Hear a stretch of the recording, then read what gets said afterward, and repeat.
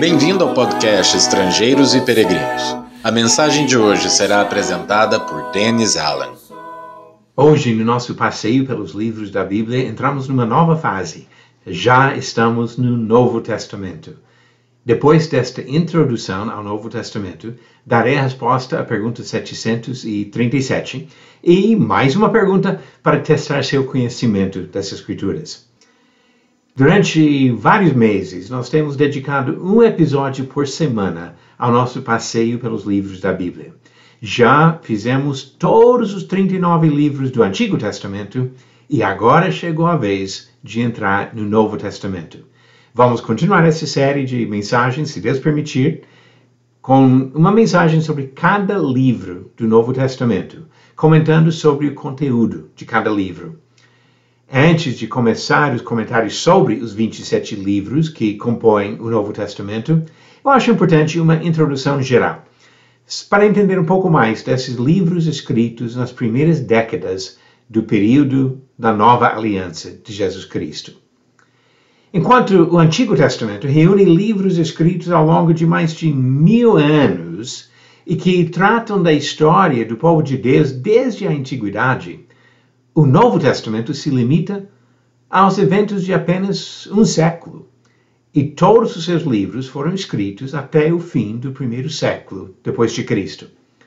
Esses fatos facilitam o nosso estudo, porque a história do Novo Testamento é bem menos complexo em comparação com o Velho Testamento. Eu sugiro que você pegue sua Bíblia e abra bem no início o índice geral, onde vai observar duas partes principais, o Antigo e o Novo Testamento. Essa segunda parte mostra os livros do Novo Testamento na sequência. E eu quero fazer algumas observações sobre estes livros para facilitar o nosso estudo no contexto. Os primeiros 4 livros, Mateus, Marcos, Lucas e João, são biografias de Jesus Cristo. Como nós veremos nos próximos episódios desta série de passeio pelos livros, cada um apresenta uma perspectiva diferente. Mateus e Lucas começam com a infância de Jesus. Marcos pula os primeiros 30 anos e focaliza o ministério de Jesus, que provavelmente durou um pouco mais de 3 anos.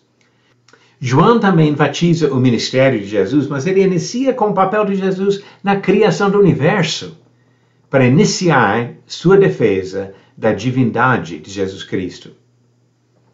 Para completar a parte principal da história do Novo Testamento, precisamos de mais um livro, o livro dos Atos dos Apóstolos, geralmente conhecido apenas como Atos.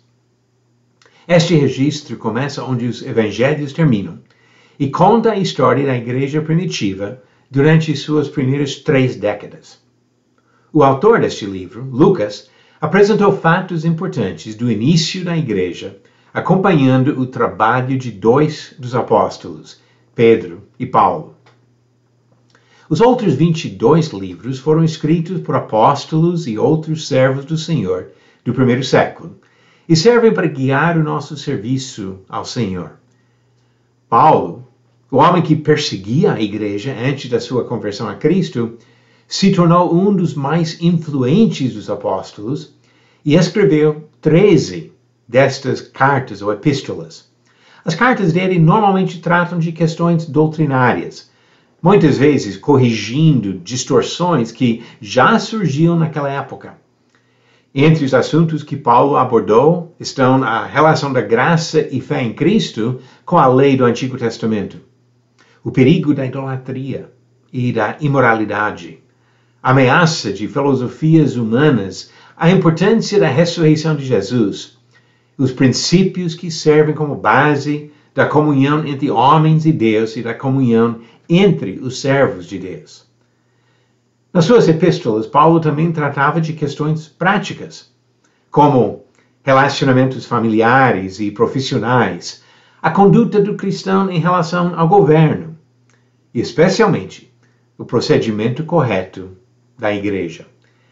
Ele falou da organização das igrejas locais, do louvor a Deus, de como arrecadar e utilizar os recursos financeiros e da importância de sempre agir conforme a palavra revelada pelo Senhor nas Escrituras. Os outros 9 livros foram escritos por mais 5 autores. O apóstolo Pedro escreveu 2 epístolas, 1ª e 2ª Pedro, frisando alguns temas parecidos com os escritos de Paulo. Tiago e Judas, provavelmente 2 dos irmãos de Jesus, escreveram pequenas, mas importantes cartas. João, o mesmo apóstolo que escreveu o 4º Evangelho, também foi o autor de mais 3 pequenas epístolas e do livro do Apocalipse. Uma mensagem cheia de figuras fortes para mostrar que Deus não se esquece do seu povo aqui na terra. Não sabemos quem escreveu o livro de Hebreus, uma rica afirmação da superioridade de Jesus e de sua revelação aos homens.